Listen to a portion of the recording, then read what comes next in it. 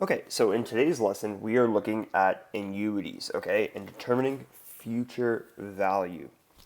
So if I just, I see there's a lot of words on the page right now, okay, and let me just make this as simple as possible for you.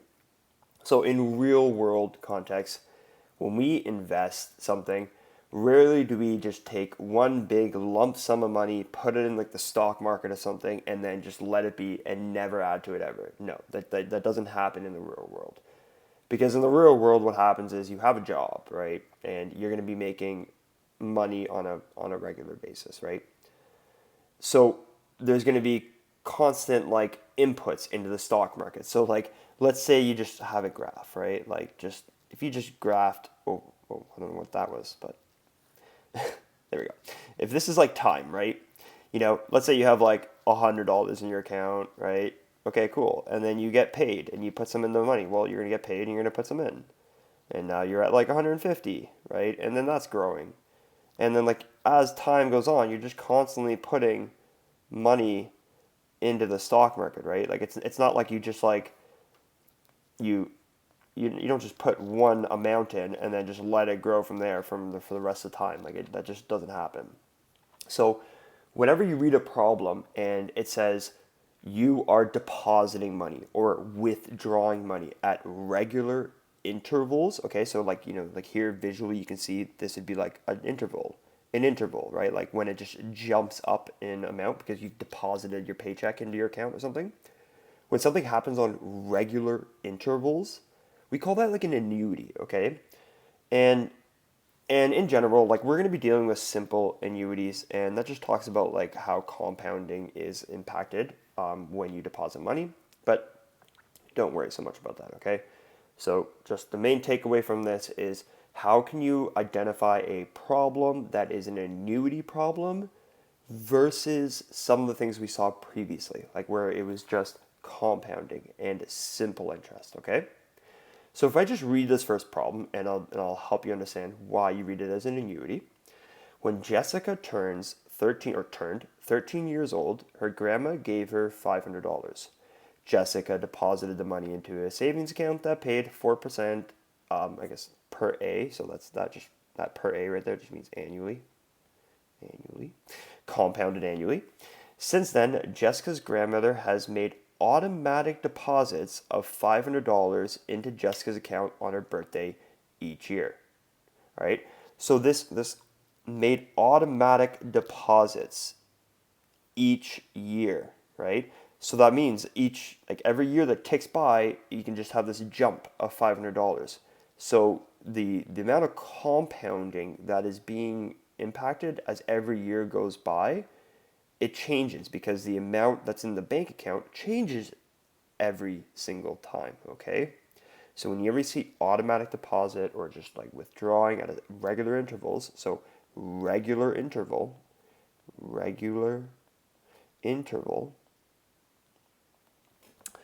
then it's an annuity problem, okay?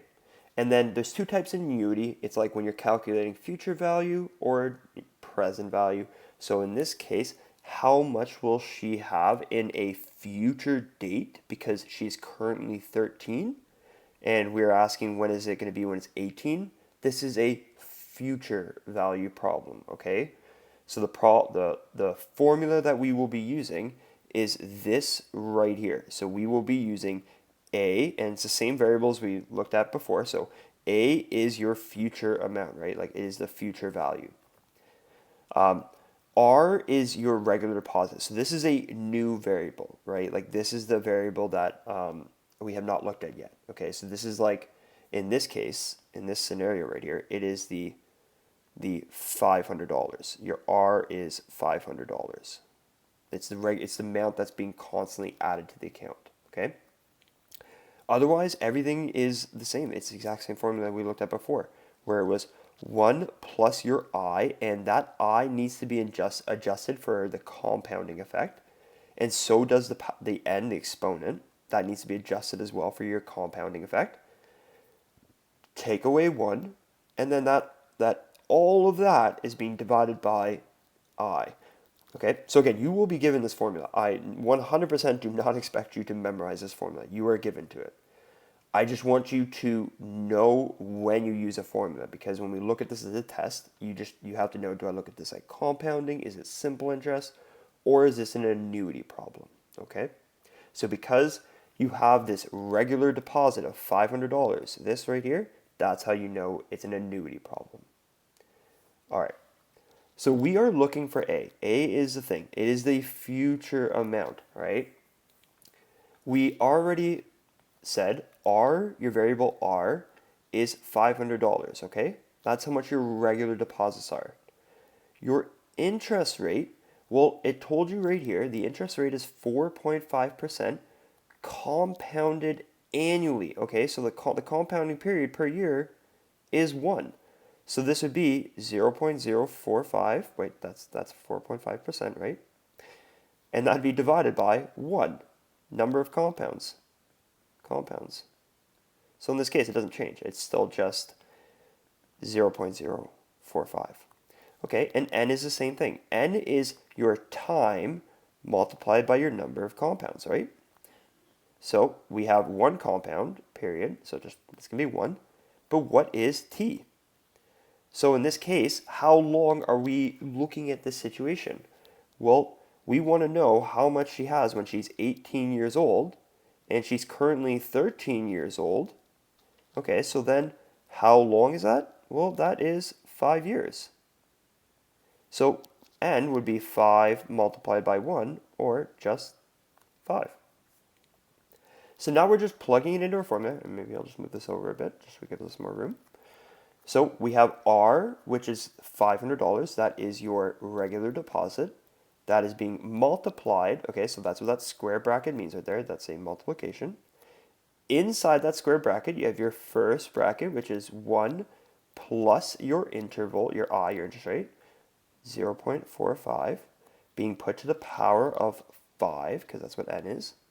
Take away 1, all divided by your interest rate, which is 0.45.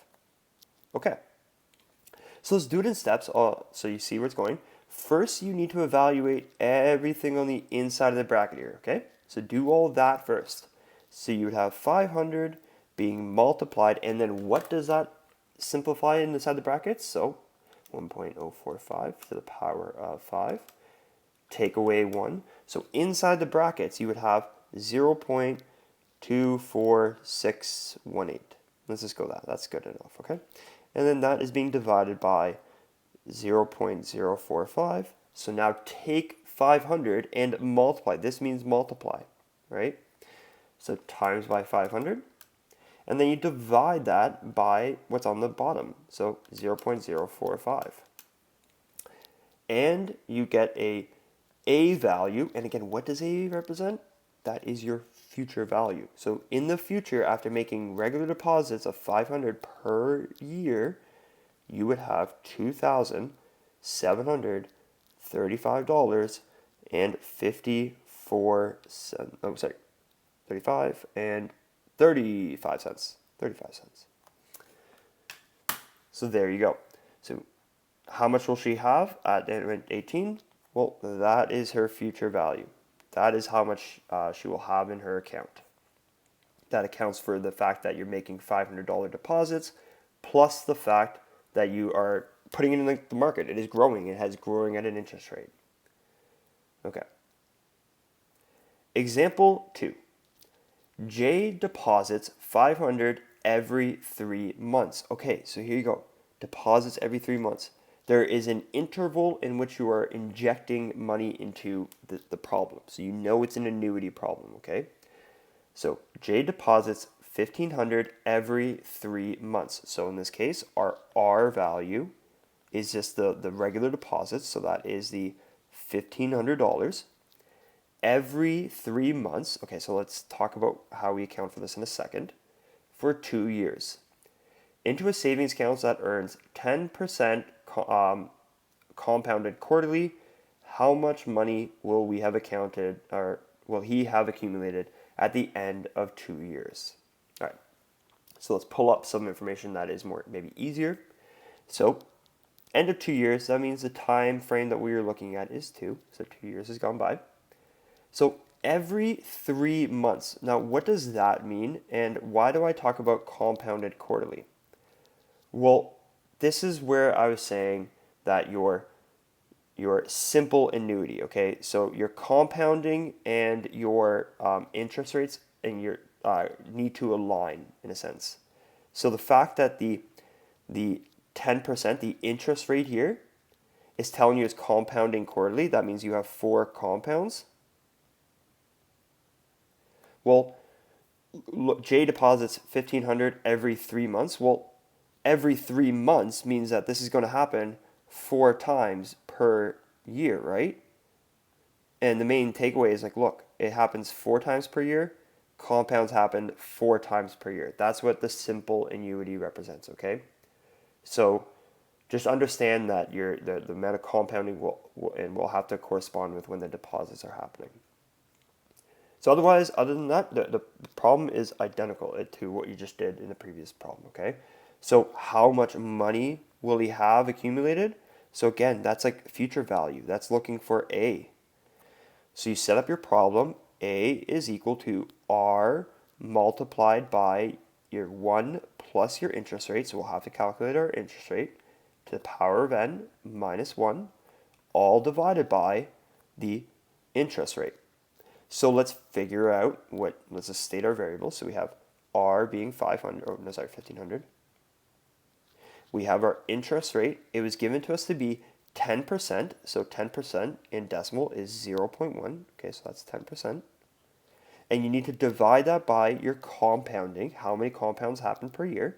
So we have 4, right? That's the number of compounds. So 0.1 divided by 4 should be 0.025. 0.025. That's your new interest rate, right? That's what the I you're going to be plugging in. And then N, in this case, is your T multiplied by your number of compounds. So we have a time frame of 2 years multiplied by 4 compounds. So your N is going to have a value of 8. So now plug that all into the formula. A is equal to 1,500 multiplied by 1 plus your interest rate, 0.025, all to the power of n, and our n we calculated was 8. Take away 1 from that, okay? Divide that by I, which was 0.025. And again, just do this in steps so that way you don't make a mistake. So clean up everything on the inside of the bracket, of the square bracket first. So that would be 1.025 to the power of 8. And then take away 1. So you have 1,500 being multiplied by 0.218402. And then all being divided by 0.025. And then if you are doing it this way, make sure you write out, you don't go to at least 5 decimals, okay? Decimals. Just so you can have the most accurate answer possible. All right. So now take that decimal, multiply it by 1,500. So you're doing this math right here first, and then dividing it by 0.025.